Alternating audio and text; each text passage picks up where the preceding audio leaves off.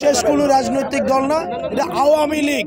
আপনাকে বলতে হবে এটা আওয়ামী লীগের ভারতে বসে এটা ষড়যন্ত্র।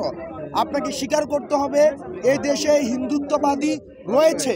আপনি যদি এই হিন্দুত্ববাদী যে মনোভাবটা, এই উগ্রবাদী মনোভাবটা যদি আপনি স্বীকার করতে না পারেন, তাহলে এই সমস্যাটা সমাধান করা সম্ভব না। এই হিন্দুত্ববাদ আমাদের যে সার্বভৌমত্ব এবং ন্যাশনাল সিকিউরিটিতে একটি বড় একটি থ্রেট। আমরা বারবার এই হাসিনা পালিয়ে যাওয়ার পরে আমরা দেখেছি যে ষড়যন্ত্র অব্যাহত আছে এবং ভারতে বসে উনি দেশের স্থিতিশীলতা নষ্ট করার জন্য পায়তারা করে যাচ্ছে।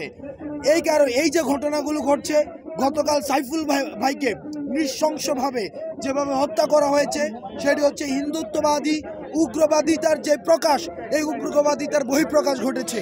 সেজন্য সাইফুল ভাইকে যারা এই যে এভাবে হত্যা করেছে তাদের বিচার করতে হবে। ইসকনকে এই উগ্রবাদিতা ছড়ানোর জন্য নিষিদ্ধ করতে হবে।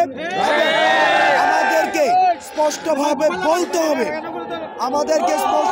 বলতে হবে এই দেশে ভারতীয় হিন্দুত্ববাদিতা রয়েছে, হিন্দুত্ববাদিতার আগ্রাসন রয়েছে।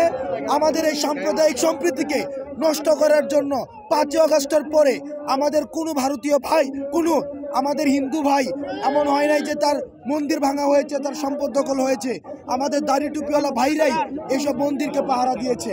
কিন্তু আমরা দেখেছি ভারতে বসে এই যে ষড়যন্ত্র চলছে, এই ষড়যন্ত্রগুলো আমাদের রুখতে হবে এবং ইসকনকে নিষিদ্ধ করতে হবে।